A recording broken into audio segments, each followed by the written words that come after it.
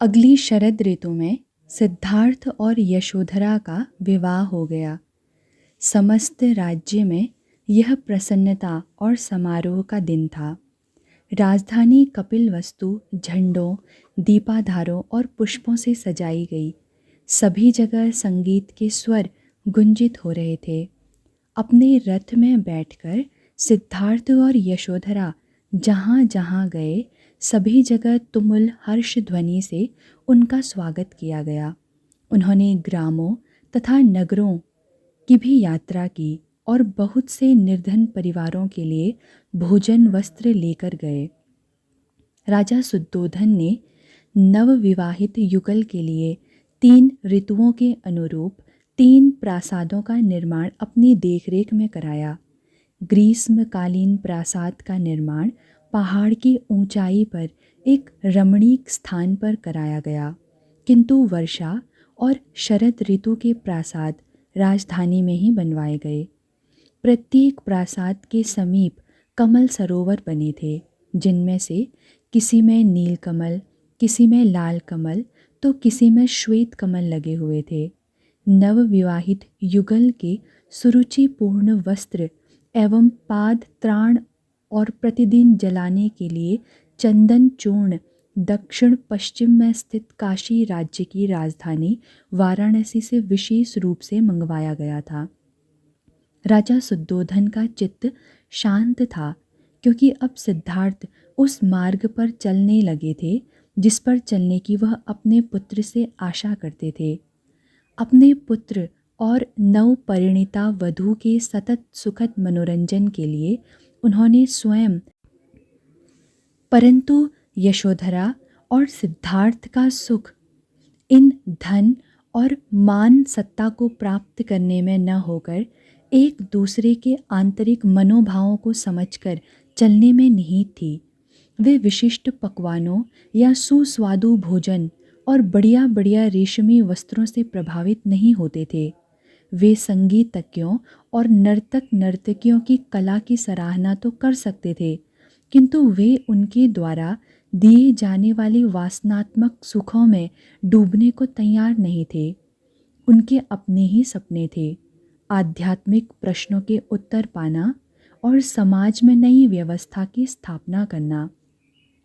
अगली ग्रीष्म ऋतु में जब सिद्धार्थ निष्ठावान बाल साथी चन्ना के साथ ग्रीष्मकालीन प्रासाद में गए, तो उन्होंने राज्य भर के वे स्थान यशोधरा को दिखाए जो उसने अब तक नहीं देखे थे। वे प्रत्येक स्थान पर कई कई दिन ठहरे और कभी कभी तो ग्राम वासियों के घरों में भी ठहरे। उनका सादा भोजन किया और बान की बुनी हुई चारपाइयों पर सोए। वे जहाँ जहाँ गए वहाँ की जीवनचर्या और परंपराओं के विषय में भी बहुत कुछ ज्ञान प्राप्त किया। कभी कभी तो उन्होंने बहुत ही कष्टपूर्ण स्थितियाँ भी देखी। वे ऐसे परिवारों से भी मिले जिनके 9-10 बच्चे थे और प्रत्येक बच्चा बीमार था। उनके माता पिता चाहे जितना परिश्रम करें, फिर भी वे इतना नहीं कमा पाते थे कि इतने बच्चों का लालन पालन कर सकें। किसानों का जीवन तो कठिनाइयों का पर्याय ही था। सिद्धार्थ ने ऐसे बच्चे देखे जिनके हाथ पांव सूखी लकड़ियों से पतले थे और कीड़ों तथा कुपोषण के कारण उनके पेट निकले हुए थे। उन्होंने देखा कि विकलांग और लूले लंगड़े गलियों में भिक्षा मांगते फिर रहे हैं। इन सब दृश्यों को देखकर उनकी सारी खुशियां काफूर हो गई। उन्होंने देखा कि लोग ऐसी विषम स्थितियों में फंसे हुए हैं जिनसे उन्हें कभी मुक्ति नहीं मिल सकती। निर्धनता और रोगों के अतिरिक्त ब्राह्मण उनको और भी कष्ट देते थे और उनके अत्याचारों के विरुद्ध किसी से शिकायत भी नहीं की जा सकती थी।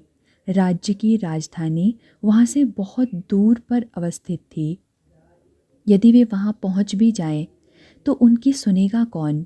वह जानते थे कि राजा को भी इस स्थिति में परिवर्तन लाने का कोई अधिकार नहीं है।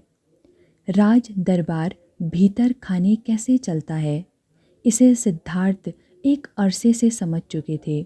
प्रत्येक अधिकारी ज़रूरतमंदों की तकलीफ़ें दूर करने की अपेक्षा अपनी सत्ता को सुरक्षित रखने तथा उसे सुदृढ़ करने में लगा रहता था। उन्होंने देखा कि वे एक दूसरे के विरुद्ध भीषण षड्यंत्र रचते रहते और इसी कारण उनको राजनीति से वितृष्णा हो गई थी। वह जानते थे कि स्वयं उनके पिता की सत्ता भी बड़ी नाजुक और सीमित है। एक राजा को भी किसी प्रकार की स्वतंत्रता नहीं है और वह अब अपनी स्थिति को कैद में फंसा हुआ मानते थे। उनके पिता जानते थे कि बहुत से अधिकारी अत्यंत लालची और भ्रष्टाचारी हैं, किंतु अपने शासन के स्थायित्व के लिए राजा को उन्हीं व्यक्तियों पर निर्भर रहना पड़ता है। सिद्धार्थ ने अनुभव किया कि यदि अपने पिता के स्थान पर वह स्वयं भी राजा होंगे तो उन्हें भी यही कुछ करना पड़ेगा। उन्होंने यह बात भली प्रकार से समझ ली थी कि यदि लोगों के हृदयों से लोभ और ईर्ष्या की दुष्ट भावनाएं निकाल दी जाएं, तभी स्थिति में कुछ सुधार हो सकता है। इसी कारण आध्यात्मिक मुक्ति के मार्ग पर चलने की उनकी इच्छा और भी बलवती हो जाती थी। यशोधरा चतुर और दूर की बात भांपने में कुशल थी। वह सिद्धार्थ की दृढ़ मनोवांछा को समझती थी। उसे यह भी विश्वास था कि यदि सिद्धार्थ ने आत्म मुक्ति के पथ पर कदम बढ़ाने का संकल्प कर लिया तो वह उसमें सफल भी अवश्य होंगे। लेकिन वह पूर्णतया व्यवहार कुशल महिला थी। इस खोज में उन्हें महीनों, यहाँ तक कि वर्षों भी लग सकते हैं। इस बीच लोगों के कष्ट तो बने ही रहेंगे, बल्कि बढ़ेंगे भी। इसीलिए उसकी यह मान्यता थी कि इन कष्टों को दूर करने के लिए जो भी करना है तुरंत किया जाना चाहिए। समाज के सबसे निर्धन वर्ग के कष्टों को दूर किया जा सकता है, इस विषय पर उसने सिद्धार्थ से गहन विचार विमर्श भी किया था। समाज सेवा के काम वह पिछले कुछ वर्षों से करती आ रही थी। उसके प्रयासों से कुछ लोगों के कष्ट कम भी हुए थे और उसे स्वयं भी यह सब करके संतोष की अनुभूति हुई थी। उसे विश्वास था कि सिद्धार्थ के समर्थन से वह समाज सेवा का कार्य लंबे समय तक करती रह सकती है। नवविवाहित युगल की ग्रीष्मकालीन आवश्यकताओं की पूर्ति हेतु कपिल वस्तु से सभी प्रकार की वस्तुएं और नौकर चाकर भी आते रहते थे। सिद्धार्थ और यशोधरा ने अधिकांश नौकरों को वापस भेज दिया और उद्यान की देखभाल करने, रसोई बनाने तथा महल के कामकाज के लिए कुछ ही कर्मचारियों को अपने पास रखा। चन्ना तो सदा साथ ही रहता था। यशोधरा ने राजमहल में भी सादगी भरे जीवन की व्यवस्था कर ली थी। वह स्वयं रसोई घर में जाकर सादगीपूर्ण वैसा ही भोजन तैयार करवाती जो सिद्धार्थ को पसंद था। सिद्धार्थ के वस्त्रों की देखभाल वह स्वयं ही करती थी। जब ये लोग राजधानी वापस आए तो यशोधरा ने अपने समाज सेवा के कार्य में सिद्धार्थ का मार्गदर्शन प्राप्त करना चाहा। समाज सेवा करके स्वयं को व्यस्त रखने की उसकी आवश्यकता को सिद्धार्थ बखूबी समझते थे और कभी भी उसका समर्थन करने में कोताही नहीं बरतते। इसके कारण यशोधरा को अपने पति पर अगाध विश्वास हो गया था। यद्यपि सिद्धार्थ यशोधरा के समाज सेवा कार्य का महत्व समझते थे, तथापि उन्हें लगा कि उनके मार्ग से ही सच्ची शांति नहीं लाई जा सकती। लोग रोगों और अन्यायपूर्ण सामाजिक स्थितियों से ही कष्ट में नहीं हैं, बल्कि उन दुखों और लालसाओं से पीड़ित हैं जो उनके अपने हृदय और मन में उठती हैं। और यदि यशोधरा किसी समय भय, क्रोध, कड़वाहट या निराशा की शिकार हो गई तो उसे अपना समाज सेवा कार्य आगे करते रहने की शक्ति कहाँ से प्राप्त होगी। राजमहल तथा समाज में कैसी कैसी घटनाएं होती हैं, उनको देखकर सिद्धार्थ ने स्वयं आशंका, निराशा और कष्ट की अनुभूति की है। उन्हें ज्ञात था कि सच्चे सामाजिक कार्य का एकमात्र आधार आंतरिक शांति है। उन्होंने इन विचारों के विषय में यशोधरा से कुछ विचार विमर्श नहीं किया था, क्योंकि उन्हें भय था कि यदि उससे ऐसी बातें की तो उसके मन में अनिश्चय और चिंता की भावनाएं आ जाएंगी। जब नव दंपत्ति अपने शीतकालीन महल लौटे तो उन्हें ढेर सारे अभ्यागतों का स्वागत करना पड़ा।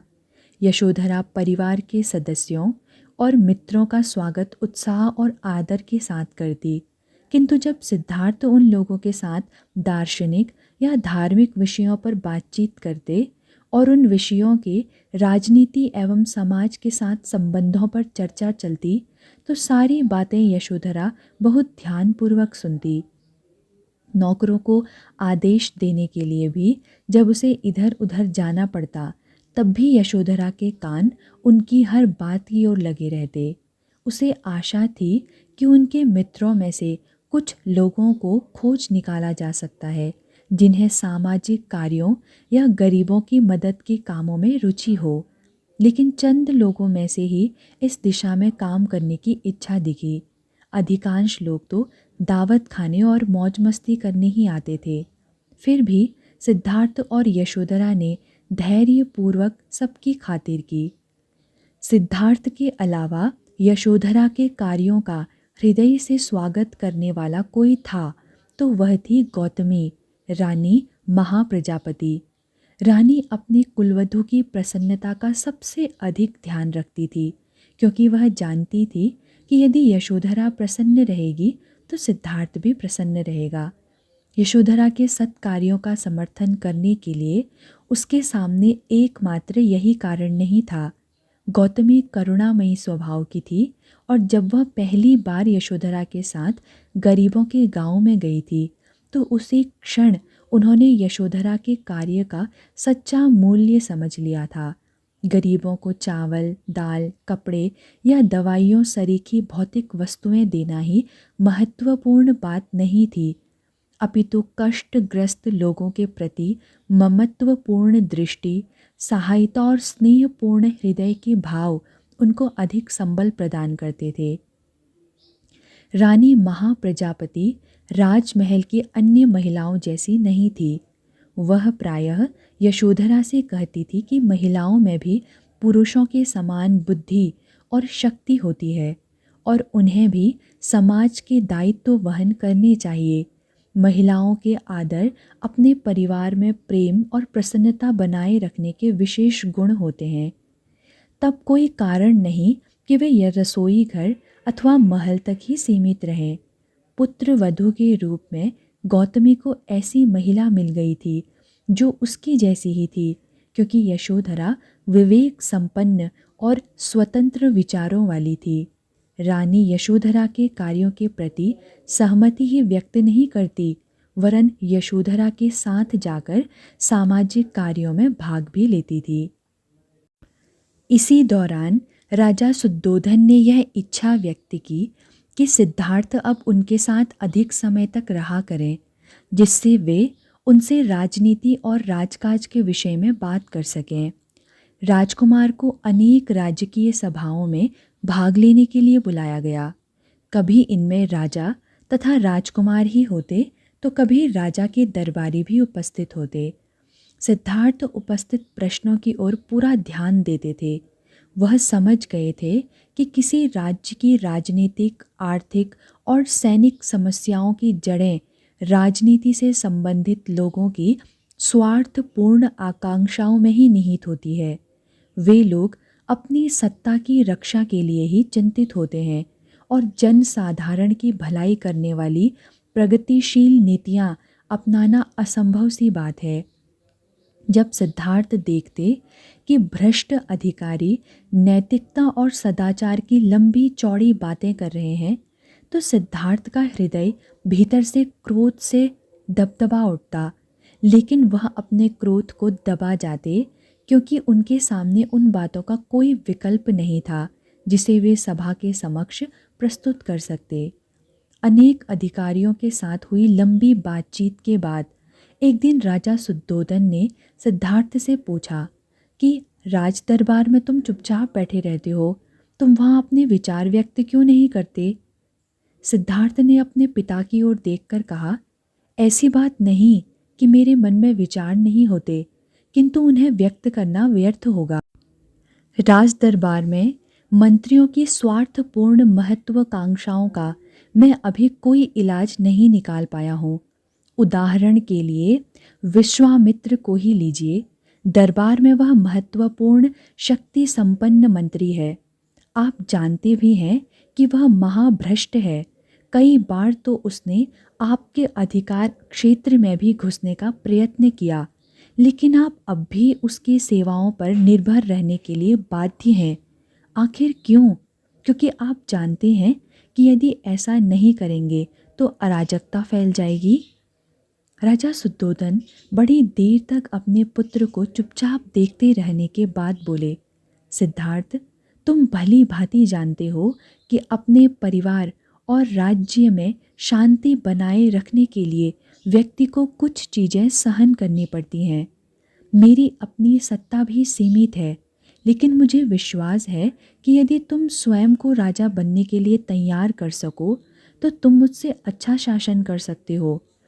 तुम में अपनी प्रतिभा है कि भ्रष्टाचार को समाप्त कर सको और अपने वेग में अराजकता भी न फैलने दो। सिद्धार्थ ने दुख के स्वर में कहा, पिताजी, मैं नहीं समझता कि इसमें किसी प्रकार की प्रतिभा की आवश्यकता है। मेरा विश्वास है कि मूलभूत समस्या ये है कि व्यक्ति अपने चित्त और हृदय को मुक्त करे। मैं स्वयं भी क्रोध, ईर्ष्या, भय और इच्छाओं की भावनाओं से ग्रसित हूँ। पिता पुत्र में इस प्रकार की जो बातें होती थी, उनसे राजा शुद्धोधन और अधिक चिंतित हो उठते।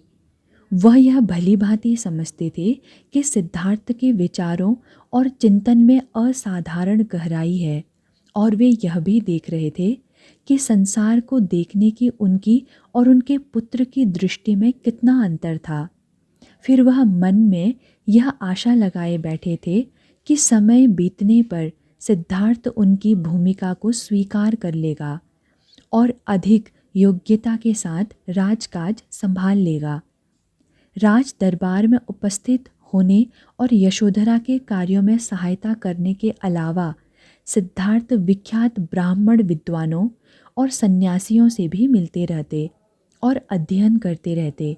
वह समझते थे कि धर्माचरण केवल पवित्र ग्रंथों के अध्ययन तक ही सीमित नहीं है, बल्कि हृदय और चित्त की मुक्ति के लिए ध्यान साधना भी आवश्यक है। वह तत्व ज्ञानियों से ध्यान साधना के विषय में अधिकाधिक सीखने का प्रयत्न करते। इन अध्ययनों से वे जो कुछ सीखते उसे महल में रहते हुए भी अपने जीवन में उतारने का प्रयास करते। इन प्रयासों के परिणामों की चर्चा वह यशोधरा से भी किया करते। सिद्धार्थ यशोधरा को प्यार से गोपा कहते थे। उन्होंने गोपा से कहा, संभवतः तुम्हें भी ध्यान साधना का अभ्यास करना चाहिए। इससे तुम्हें आंतरिक शांति मिलेगी और तुम समाज सेवा का कार्य अधिक समय तक करती रह सकोगी। यशोधरा ने उनके परामर्श के अनुसार आचरण करना प्रारंभ कर दिया। उसकी काम की व्यस्तता चाहे जितनी होती, वह ध्यान साधना के लिए समय निकाल ही लेती।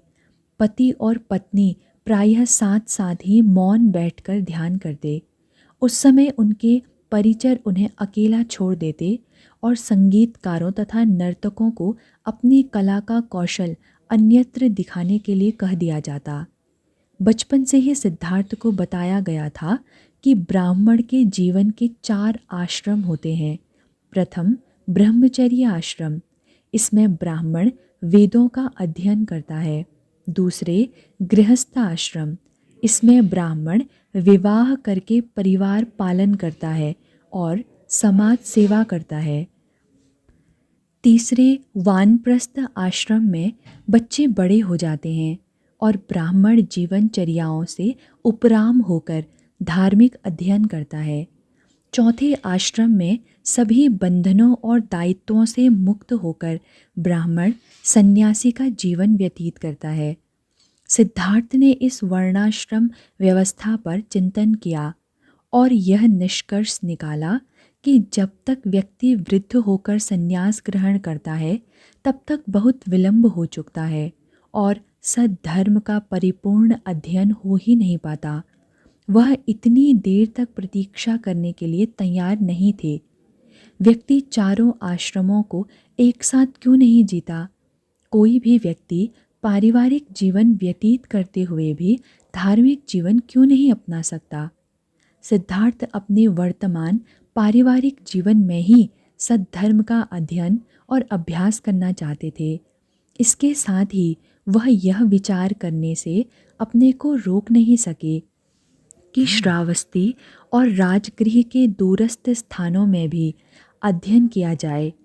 उन्हें विश्वास था कि यदि ऐसे महान आचार्यों से शिक्षा प्राप्त करने का अवसर प्राप्त हो सके तो वह बहुत अधिक प्रगति कर सकेंगे। जिन सन्यासियों और विद्वानों से वह प्रायः मिलते रहते थे उन सभी ने आलार कालाम और उद्दक रामपुत्त सरीखे महान आचार्यों के नामों की चर्चा अवश्य की थी। हर कोई ऐसे महान आचार्यों से शिक्षा प्राप्त करने की आकांक्षा करता है।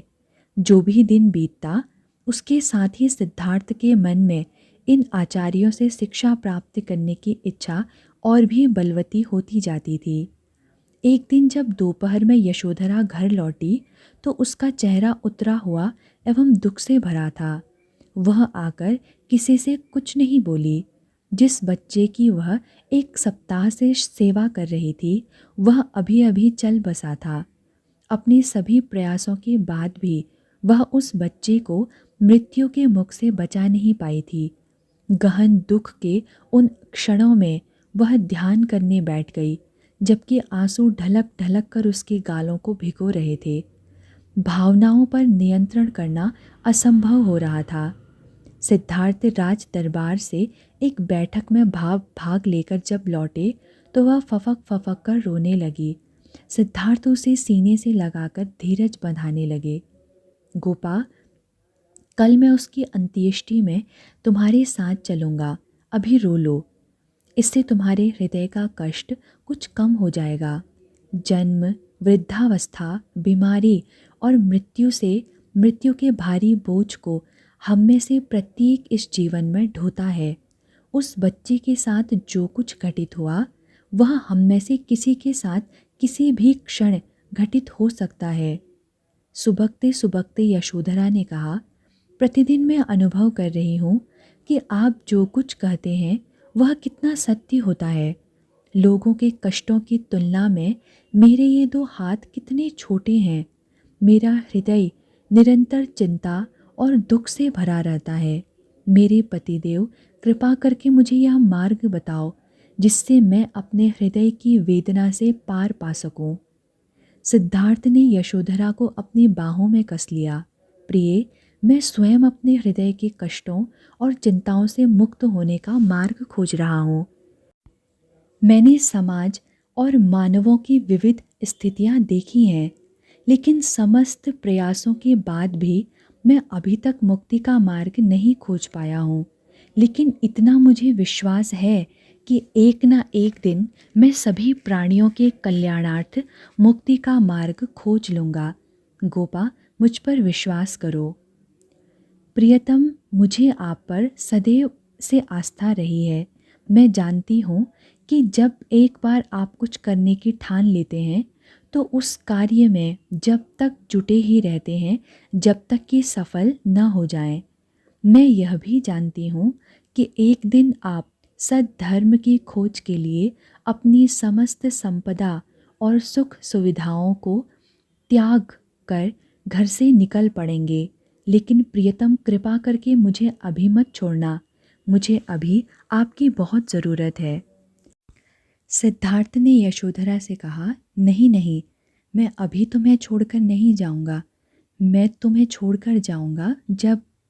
यशोधरा ने सिद्धार्थ को शांत रहने को कहा और कहा, सिद्धार्थ कृपया अब आगे कुछ मत कहिए। मैं आपसे कुछ पूछना चाहती हूँ।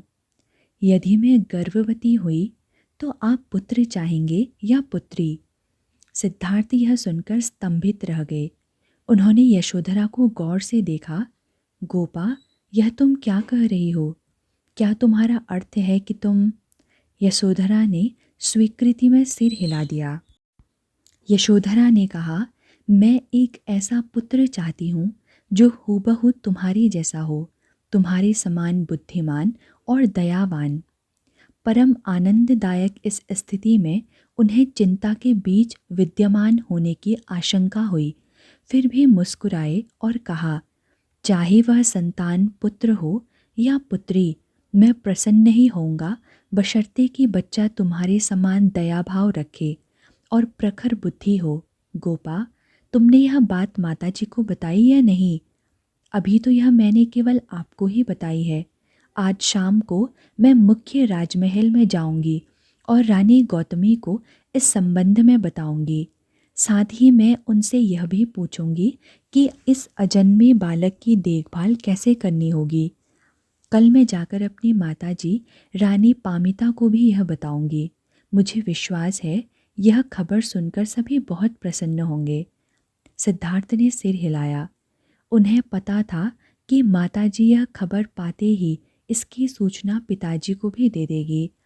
राजा प्रसन्नता से फूले न समाएंगे और निश्चय ही इस अवसर पर आनंदोल्लास व्यक्त करने के लिए समारोह आयोजित करेंगे। सिद्धार्थ ने अनुभव किया कि राजमहल में रहने के बंधन अब और कसते जा रहे हैं।